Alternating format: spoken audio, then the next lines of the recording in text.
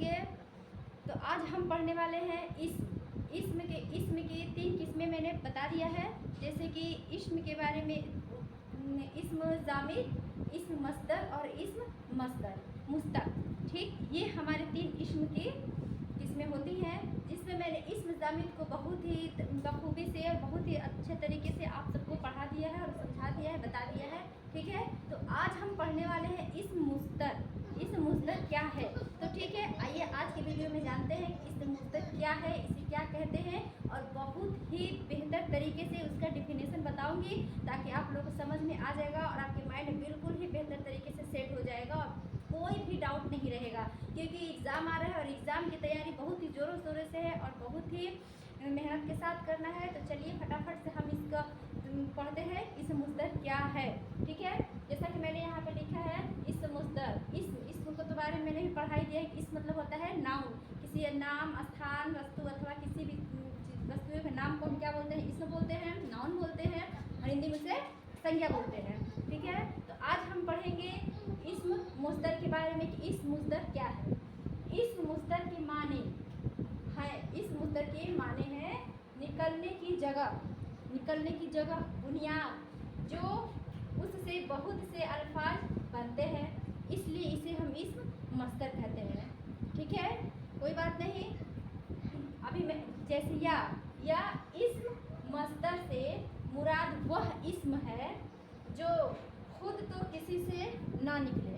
ठीक है, खुद तो किसी से ना निकले लेकिन उससे मुकर्रर वह कायदा के मुताबिक दूसरे कलमा बनते हैं, वो इस्म मुस्तक कहलाते हैं। मैंने यहाँ इस्म के बहुत 2, 3, 4 कई ठो यहाँ पे डिफिनेशन बताया है, बहुत सारे, जिससे आपको समझ में आए। जो ट्रिक आपको काम करे वो उस ट्रिक से आपको समझ में आ जाएगा, तो बहुत है अच्छा है। ठीक है, जैसे मसलन खाना, नहाना, पढ़ना।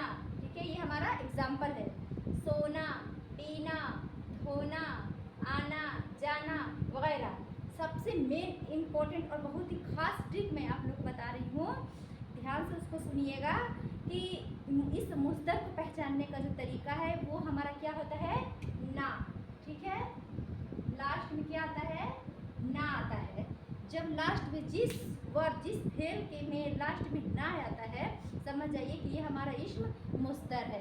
ठीक है, जैसे यहाँ पे मैं देखिए, यहाँ पे ना आया है खाना, ठीक है, नहाना, पढ़ना, सोना, पीना, और ये हो गया धोना, आना जाना वगैरह।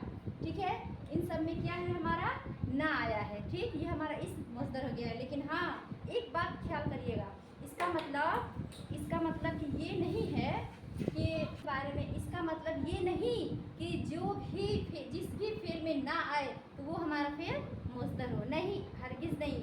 उसका भी एक नियम है।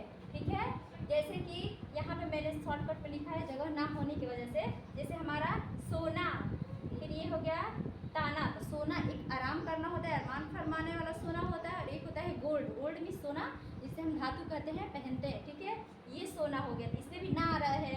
ना ताना, इससे भी ना आ रहा है। ना बाना, घराना, और ये हो गया हमारा पुराना, और ये हो गया चना वगैरह।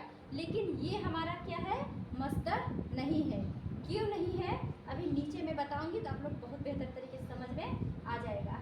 ठीक, तो पहले यहाँ पे हम पढ़ते हैं तैरना सेहत के लिए मुफीद है। ठीक, इसमें हमारा क्या है? ना। तैरना ये हमारा इस्म मुस्तर हो गया। ठीक, नमाज पढ़ना और रोज़ा रखना हर मुसलमान पर फर्ज है। इसमें पढ़ना और रखना ये हमारा इस्म मुस्तर हो गया। ये हो गया बड़ों की जगह बैठना। ठीक, बेअदबी है, ये इस्म मुस्तर हो गया।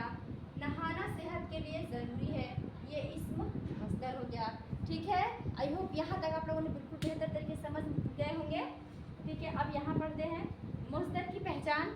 एक और बता रही हूँ डिफिनेशन, एग्जाम्पल कि कैसे उसको पहचानेंगे। मुस्तर की तारीफ इस तरह से की जा सकती है कि मस्तर वह है इसकी जिसमें ज़माना की कैद के बगैर किसी काम का करना या होना पाया जाता है। ठीक है, करना या होना पाया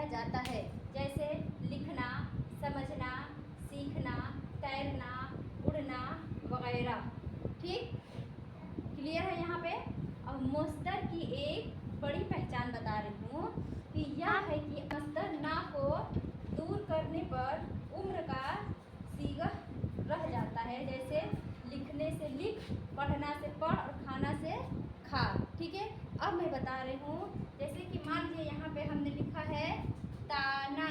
ठीक, इसमें मैंने लिखा है ना ताना। तो अगर जो हम इसको दो भाग में डिवाइड करेंगे, ऐसे बांटेंगे, यहाँ पे जगह ता प्लस ना। ठीक, इसका कोई मतलब नहीं बनता है। जैसे कि जैसे लास्ट का हरूफ अलग हो जाता है तो इसका कोई मतलब नहीं बनता है। ठीक, तो हम समझ जाते हैं कि ये इस मस्दर नहीं है। ठीक, अब यहाँ पे अब हमने जैसे लिख दिया कि सोना। ठीक, ये हमने लिखा है यहाँ पे आराम करने वाला। ठीक है, आराम करने वाला यहाँ पे मैंने लिखा है कि सोना। तो इसमें से अगर जो हम सो को और ना को अलग कर देते हैं, इसको अलग कर देते हैं तो ये हो जाता है सो। तो एक तरफ से हम कहते हैं कि इसमें ऑर्डर दिया जाए।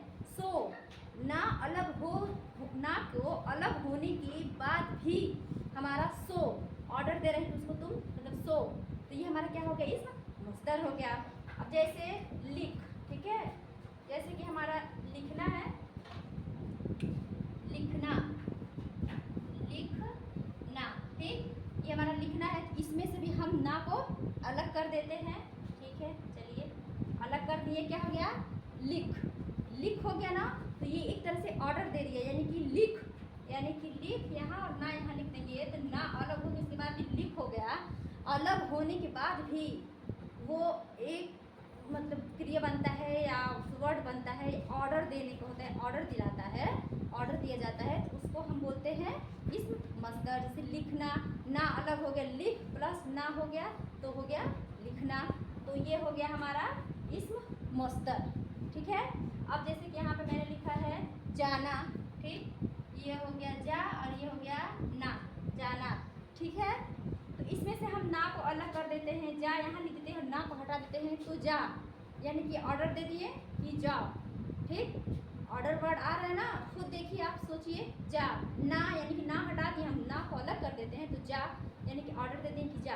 तो कहने का मतलब है कि हम शब्दों में से लास्ट ना जो वर्ड है, जो हमारा इस मस्दर, उसको हम हटा देते हैं, उसके बाद भी वो बन जाता है, ऑर्डर देता है, तो ऐसे वर्ड को, ऐसे फेल को, इसमें को हम बोलते हैं इस मस्दर। ठीक है, आई होप आप लोगों को इस मस्दर बहुत ही बेहतर तरीके से समझ में आ गया होगा। अगर आप चाहें तो स्क्रीनशॉट ले सकते हैं। ठीक है, बेहतर तरीके से स्क्रीनशॉट अभी आप ले सकते हैं।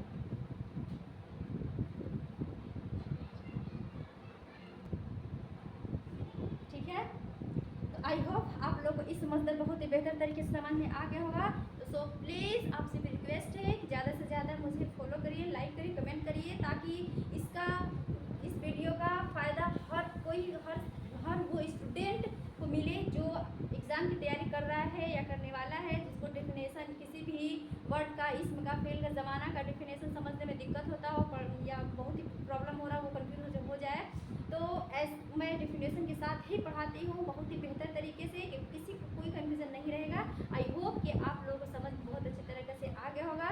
सो अगले वीडियो में मैं आप लोगों को इस मस्तक के बारे में पढ़ाऊँगी, क्योंकि इस जामिद और इस मस्दर हमारा कंप्लीट हो चुका है और अब हम इस मुस्तक के बारे में पढ़ेंगे। तो अगले वीडियो का इंतज़ार करिए, तब तक के लिए आप लोगों से विदा लेती हूँ। अल्लाह हाफ़िज़।